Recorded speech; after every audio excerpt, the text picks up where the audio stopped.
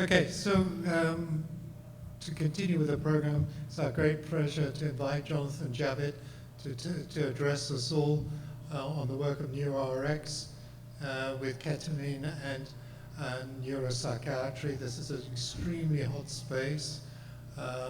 Jonathan is an adjunct professor at Johns Hopkins University and a graduate of Cornell, Harvard, and Johns Hopkins itself. He's published, I think, over 200 different papers. He's pretty well known. He's been participating with NRx for many years, I think 8 years with us in our conferences. So I think without much ado, I'd just like to hand over to Jonathan. And I think that I'm really glad that beyond the people here attending, that this will be broadcast as well. And so there's wide interest in the work being done here. Thank you very much.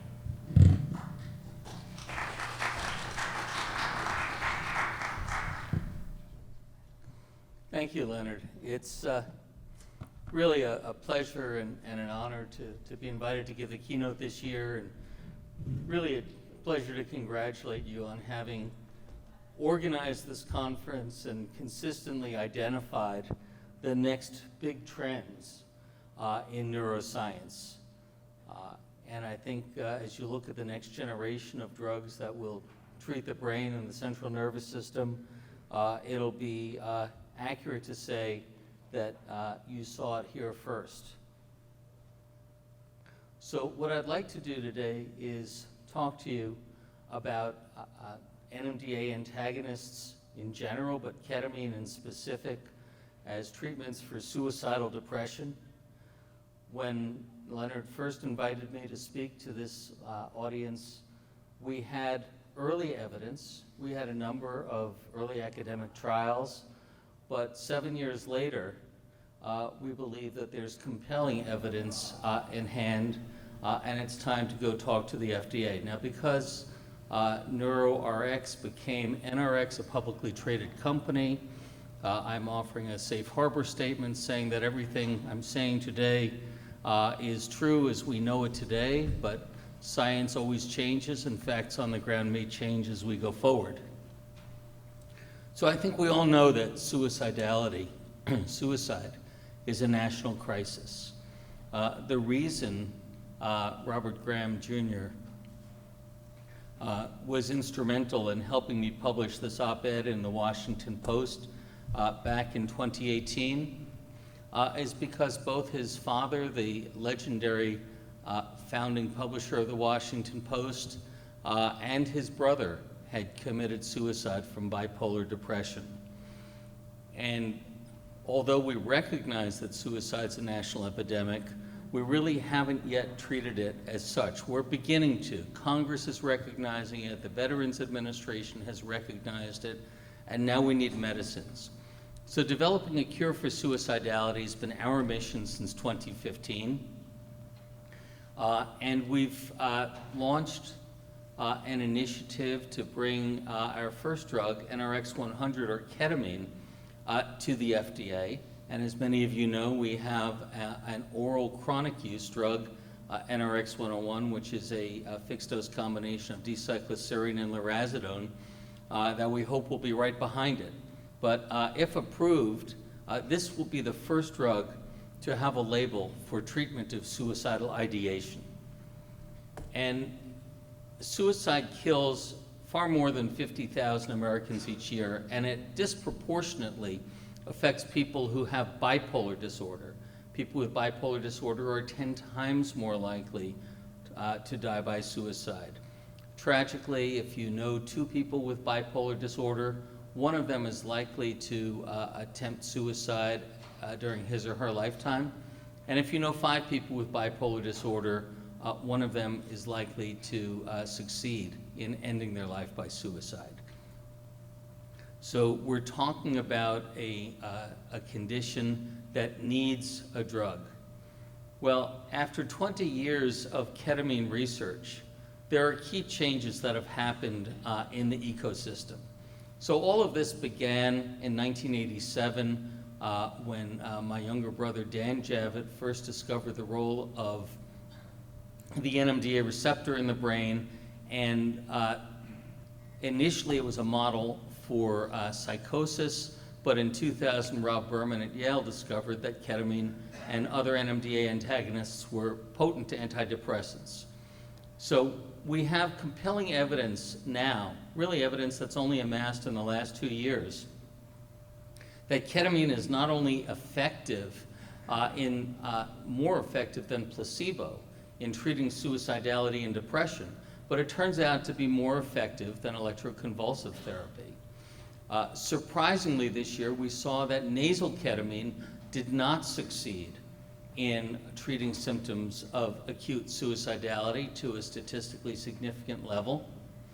And yet we've seen a rapid proliferation of ketamine clinics throughout the country that are buying ketamine from compounding pharmacies, in some cases under highly questionable circumstances.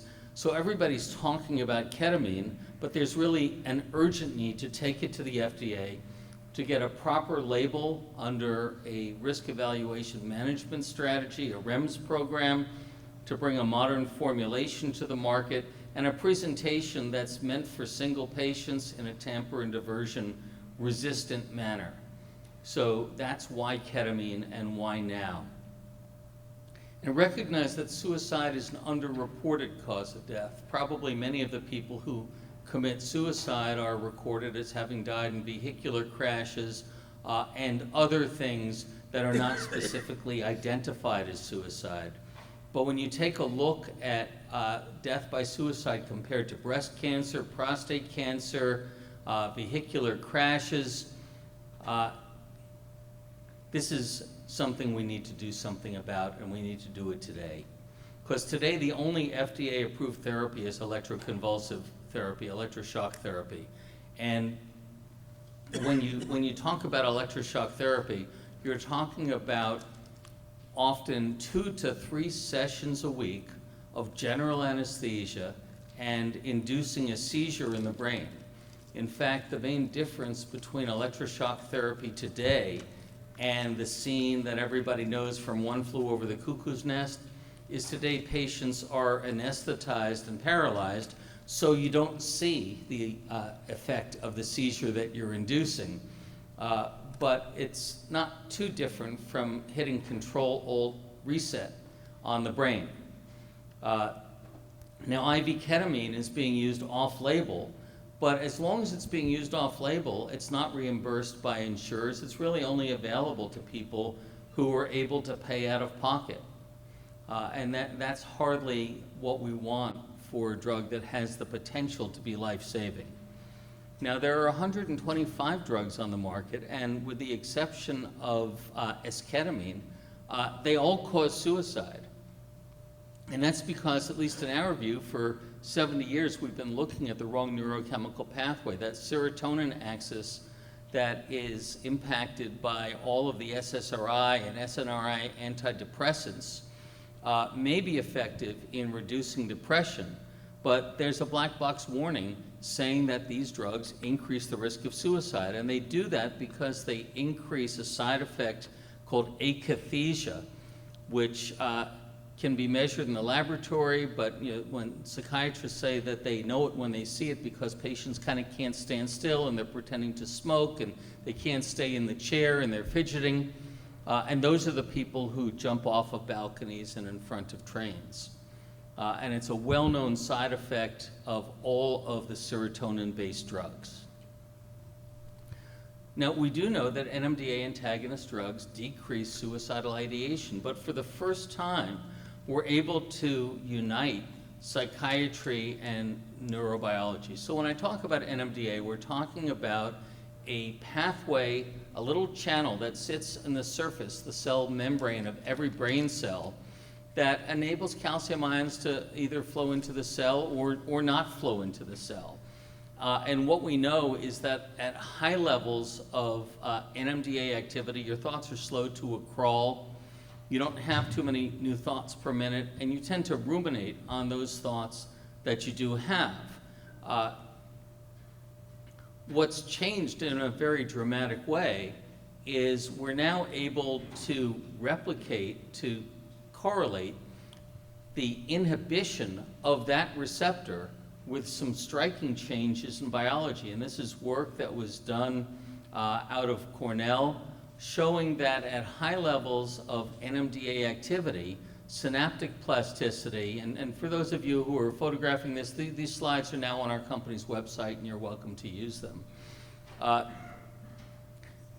levels of NMDA activity result in a loss of synaptic plasticity. In other words, brain cells stop reaching out and connecting to other brain cells. You see atrophy of the dendrites that cells use to talk to one another. And when you add an NMDA antagonist, when you add ketamine to that laboratory preparation, all of a sudden you see brain cells sprout and forming new connections. Some of the people who run ketamine clinics are advertising that we help you make new synapses. And they're probably actually telling the truth about that. That does seem to be what's happening in the brain. And you can also see striking increased levels of cortical glutamine in humans when you measure this using magnetic resonance spectroscopy and carbon-13 labeling. You can actually see that not only is use of ketamine associated with increased levels of glutamine in the brain, but you can see that those increased levels of glutamine are correlated with profound decrease in depressive ideation as measured on the standard scales that are used to measure depression. So really, for the first time in human history, to the best of my knowledge, we're able to correlate a specific channel intervention in the brain with real-time changes, both in neurobiology and neurochemistry. It's never been shown for any of the serotonin drugs, for instance, but it is shown for the NMDA antagonist drugs. So the first reported observation that ketamine has an effect on suicidality was an open-label, single-center study done at Mount Sinai in 2009, showing that as you gave ketamine to people with significant levels of suicidal ideation, that suicidal ideation dropped quite substantially, p-value of 0.001. Yes, it's an open-label trial, and yes, it required confirmation in randomized prospective multi-center trials, but it's these open-label hypothesis-generating studies that lead us to new science. And this was followed by a seminal trial conducted by Professor Maurizio Fava at Harvard Mass General, where they did a dose-ranging study with different doses of intravenous ketamine in order to establish the right intravenous threshold for reducing depressive ideation. They weren't able to do a trial like this with actively suicidal patients, but they did this with patients who had severe depression. And you can see that the 0.5 milligram per kilogram dose was the one that was shown to be optimal for treating these patients. So with that in hand, 2 well-controlled trials were performed. One of them, a study done in 7 French hospitals, funded by the government of France, 156 patients, and you can see a profound reduction in suicidality as well as depression in patients who got 2 IV infusions of ketamine. And if you go and read the paper in the British Medical Journal, you'll see that patients who had bipolar depression had far more efficacy, a far greater effect than people who had other forms of depression. A nearly identical trial was done by Dr. Grunbaum and Mann and others at Columbia University. In the case of the French study, they did a trial against placebo. In the case of the Columbia study, they did a randomized trial against midazolam so that it would be an active comparator, because patients are expecting to feel something, and if they don't feel anything, they might think they got the placebo and give you different answers. So this was done against midazolam as an active comparator. And you can see that by day 1 post-infusion, there was a profound difference between the people who were randomized to ketamine. That's the red line. You can see that their scores of suicidal ideation dropped far more than the people randomized to midazolam. That's the blue line. So then they took the people who were randomized to midazolam and gave them ketamine. That was open label, but they gave them ketamine, and lo and behold, their suicidality scores dropped to match the people who had gotten ketamine in the first place. So 2 well-controlled, randomized trials, one in France, one in the United States, multiple sites, good study monitoring, and that really confirms in many ways the hypothesis that was shown in multiple single center, smaller trials.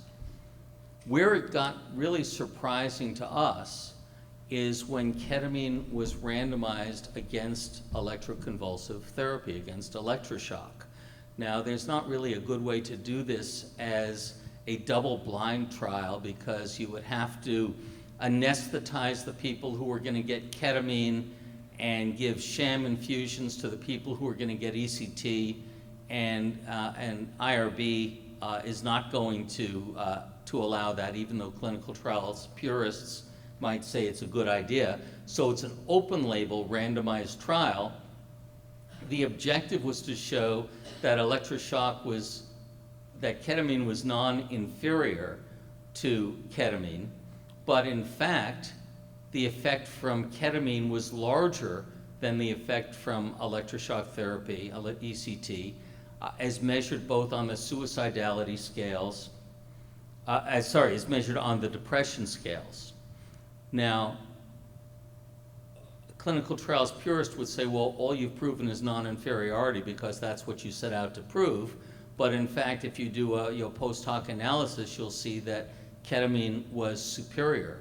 More importantly, ketamine didn't have the safety findings. It doesn't cause memory loss. It doesn't cause personality changes the way electroshock therapy does. So from a patient's perspective, this might well be a preferable treatment.